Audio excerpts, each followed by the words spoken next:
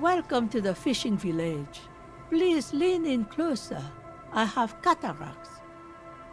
Oh, welcome, police officer. We don't cause any trouble around here. And we don't want any trouble either. We are not here to cause any trouble, madame.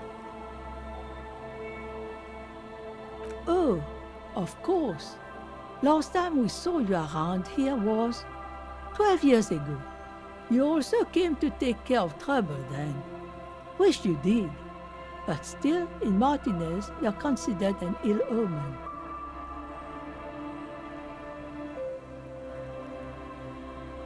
You're not. No one around here considers us an ill omen. People would have told us. Maybe they are afraid, because you're an ill omen. But you're still welcome here, as long as men with guns aren't chasing you. And maybe even then, because that's the kind of fishing village we've built. I'm sorry there's not a lot of room to park the motor carriage, and not a lot of houses, or a lot of people. My kids are long gone, searching for treasure. So are others. Ah, look at me ramble on. What brings you to us? Nay, I haven't seen anyone lately. This is my little cinder block town. I know what goes on around here. She's being evasive. She knows something. There was a murder in Martinez. She might be a suspect. We would appreciate your help. Would you now? I know how this world works, and it doesn't work when people tell on each other. Aye, that you are, Dark Omen. Help yourselves and your organization. Help the storm clouds gather on the horizon. There's not much to tell. People come and go. Now, was there something else? I see, ma'am. I hope you don't mind if we look around anyway. Ruby was here. You know it. Ask her about lodgings.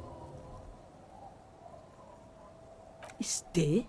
Most people here are trying to leave. That said, if lodgings is what you're looking for, I've got a free room in the shack. I won't charge you for it. Take it as a gesture of goodwill from the village to the RCM.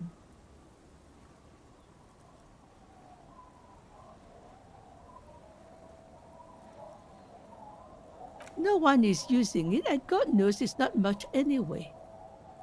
You can stay there. Don't make an old woman regret opening her house to the place. Well, if you are not in the hostel in the morning, I'll know where to find you. Here, in a shack. He's a little relieved you're no longer in that room. Should he? This environment encourages one thing, and one thing only. Drinking.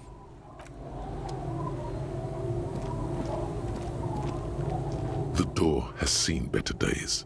The layer of paint has started to peel off due to the salt and wind from the sea. Even the lock looks slightly rusted. I'll wait outside to give you some time and privacy to check out your new living arrangement and look for any signs of Ruby. But just so you know, after we are done with the day, I'll still be staying in the Whirling in Rags for the night. We'll meet in front of the shack in the morning. The key turns with a satisfying click. You can enter the shack now.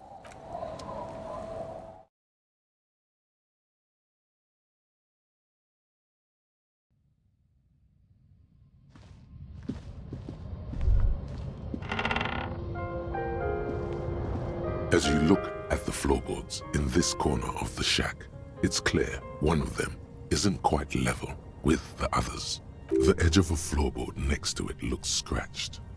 Hollow space underneath the floorboards is dark and damp.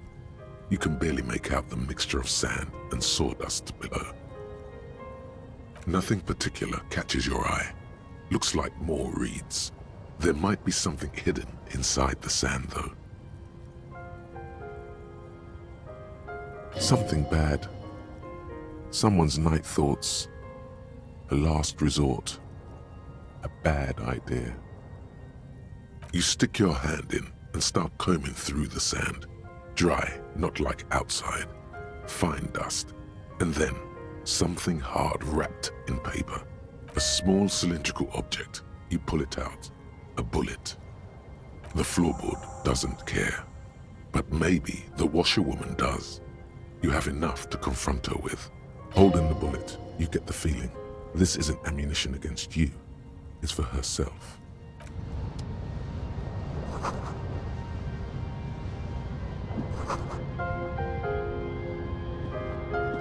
On the table, you see a bowl of water, a rough soap, and next to it, a small hand mirror.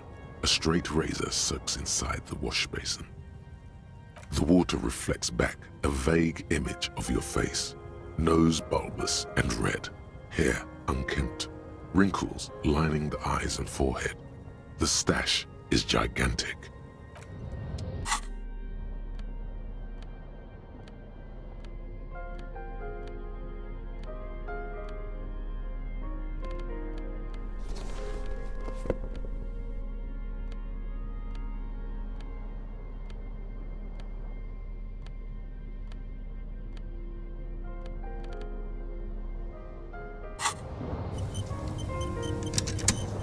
On the table, you see a bowl of water, a rough soap, and next to it, your hand trembles as you scratch your cheek.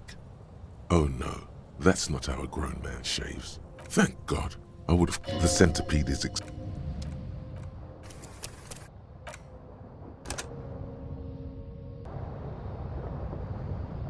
On the table, you see a bowl of water, a rough soap. Your hand trembles as you Thank God, the centipede...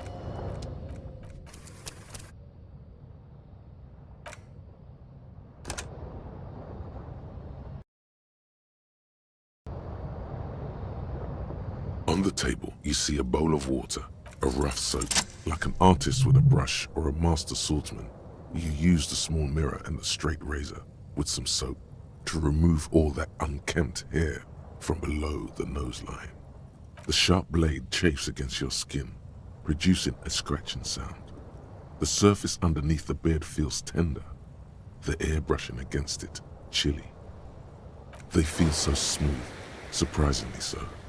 A feeling of freshness overcomes you, as if you just came from a cold bath. The water reflects back a vague image of your clean-shaven face. Despite the bulbous nose, unkempt hair, and persistent swelling, you look a little younger, maybe. You almost look like a professional. The beardless nature of your cheeks makes the expression seem even more like a terrifying grimace.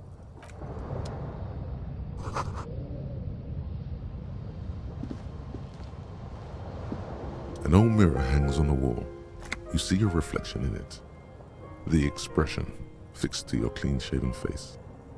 You're still not accustomed to it.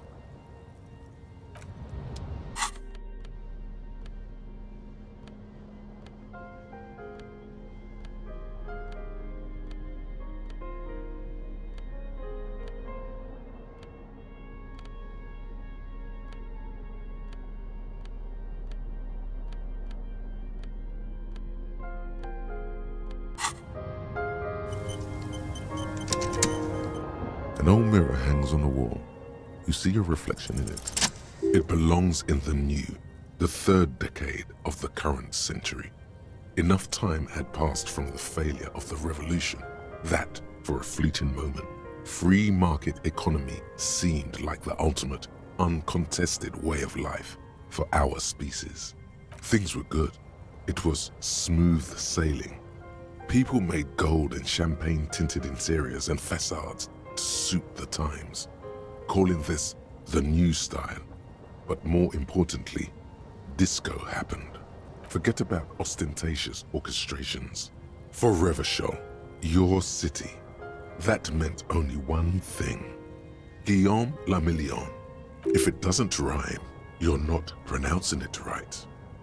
Out of the dazzling swirl of disco music, in an open-air boîte de nuit somewhere in Revachol West, Guillaume's blonde mane appeared on the screen. He sang some bullshit. Then he made the expression.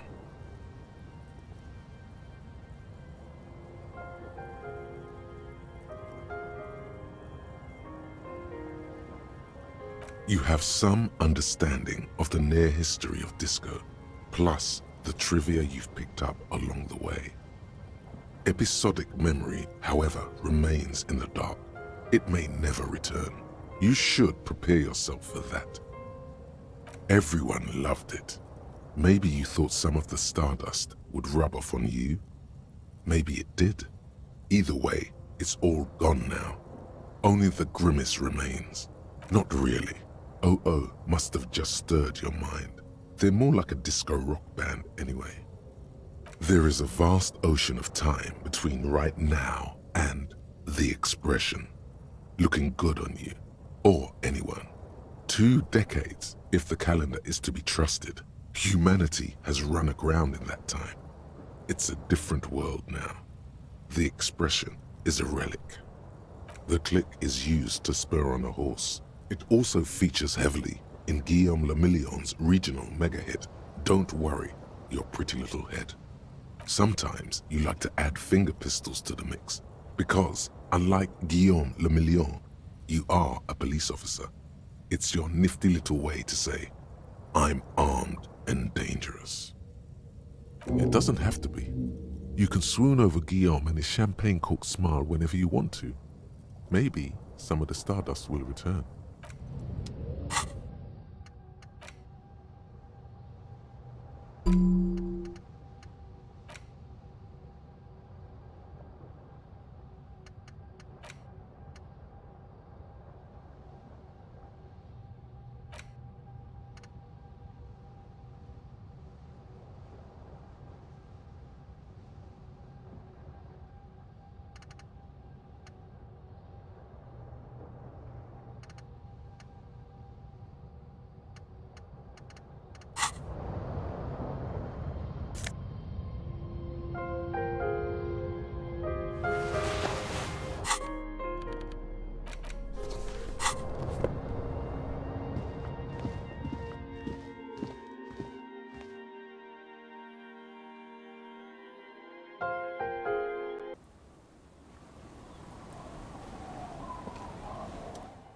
Yes?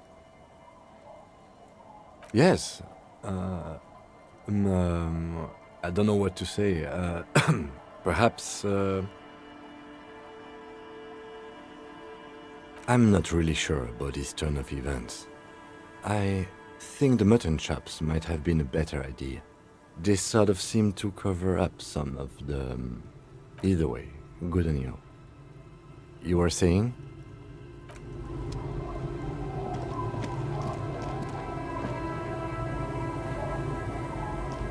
Our tenant, the policeman. I hope the waves don't keep you up at night. What can I help you with? Damn that girl. But you didn't put it there, did you? She did. Gone and hid things in there?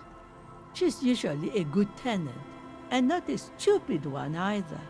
Yes, I let my room to that Ruby girl. As I've done before when she's been in trouble or just looking for solitude. I've made it clear, we welcome all kinds of people here. She came last Friday, left on Monday in a hurry. What has she gotten herself into, that girl? She seems genuinely worried about her previous tenant. She's seen her hiding out from trouble before. But this seems different. That's for the police to find out. Right then, please answer each question to the best of your ability. I'm sure we have a few. Yes, early with the dogs, around 8 o'clock, I think.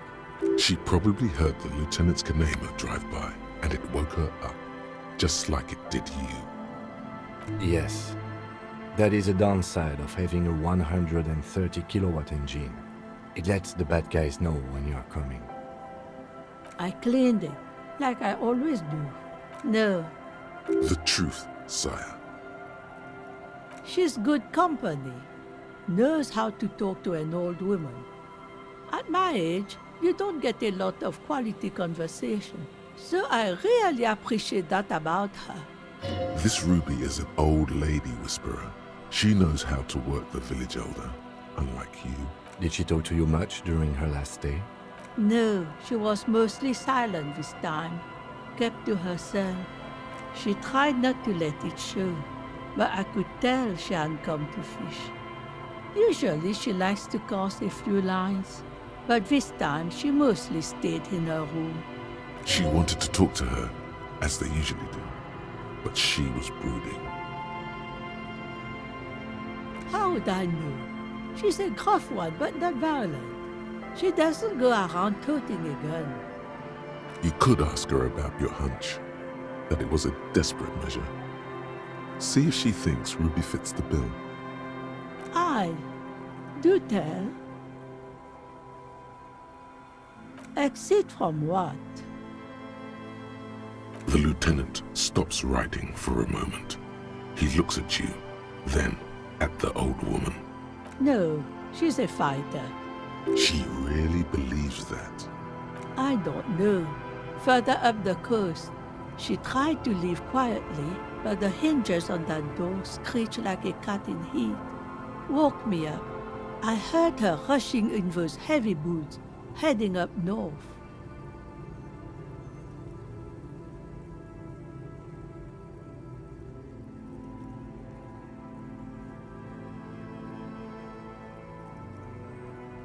You'll never find her, you know. She knows the coast like the back of her hand. You only just arrived. I wouldn't worry about that, man. We are persistent.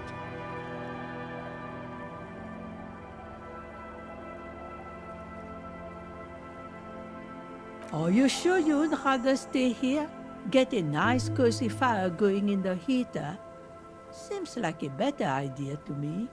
No, you can do it. You still have plenty of juice in you before you drop. Behind the cinder block houses, old pre-war ruins rise to the sky like dark palaces. The wind calls. Not much.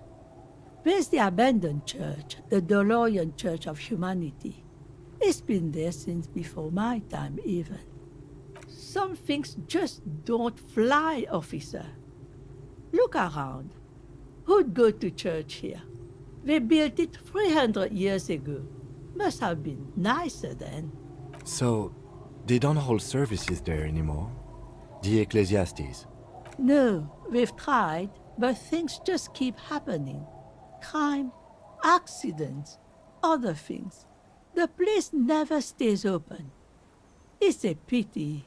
It used to be such a nice church. She's not telling you all she knows. Keep her talking. Well, there's that music. Music from across the sea. Huh. It started a few days ago, and now it's blasting even through the night. And now, suspicious-looking people are sneaking around the church. I don't like that. Interesting. You could look into this ruckus if you have the time. Perhaps the mysterious music is somehow connected to the case. A Rusalka or a half-demonic Apsara singing.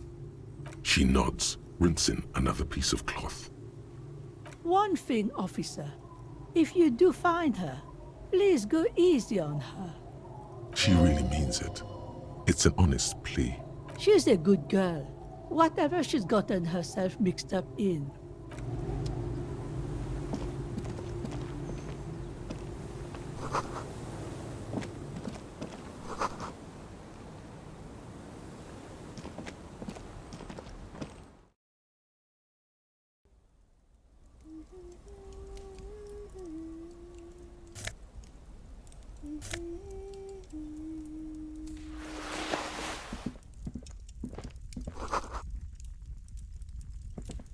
Hello, mister. She clutches a small stuffed animal. Occasionally, she twirls it around. Oh, I had gloves. Very big ones. Heavy, too.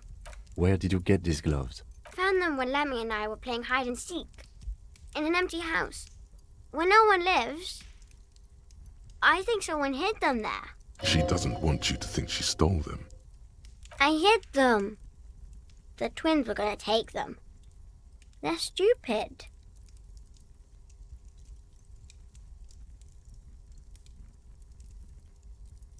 We're going to need those gloves. It's for important police business. Oh. They're in my sandcastle. Behind our house. Under sand. You can break the castle. It's not very good. Yes, I am. Little Lily. You know my mom? That's nice. My mom is great. She's never angry or anything. It's a grouse. You might be able to get on Gart's good side if you replace the broken scooter you almost certainly broke. Sure. I mean, you already took it. I don't like it anyway. It looks Anglo-looby. Raluby. My mom tells me I'm a big girl, but she doesn't know that I can't say Earl. Or sometimes I can, but then Kids. Bye!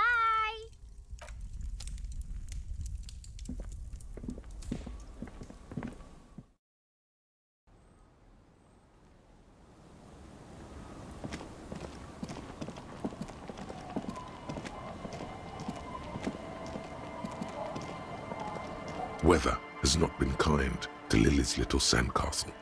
The once mighty towers are quickly eroding away.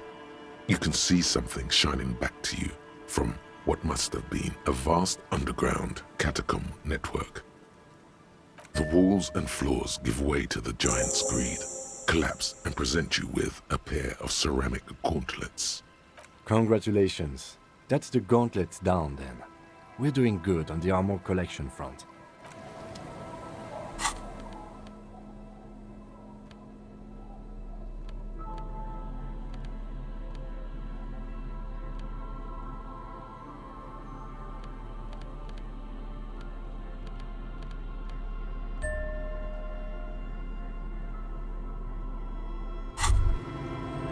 As you fold your fingers into a fist, you realize you could knock anyone out with one punch. The white ceramic gloves wrap around your digits comfortably.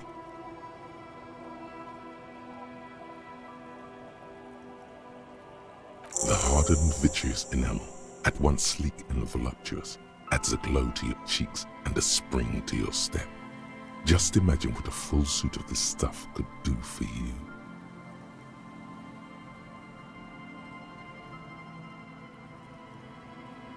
Remember, this is a highly specialized kinetic redistributor meant to stop bullets. Wear it, observe its properties, see if there's a weakness in the design. For the day you have to fight someone covered in the same material.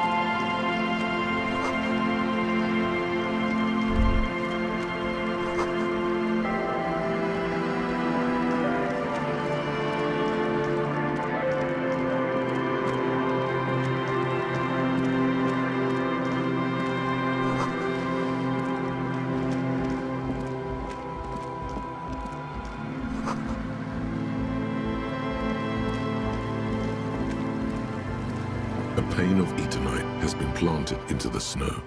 2 poles are holding it up. Barely holding it up. It could fall over any minute. A stronger gust of wind might be enough. The pane falls into the icy snow with a soft thunk. We should ask that girl on the ice what's going on here.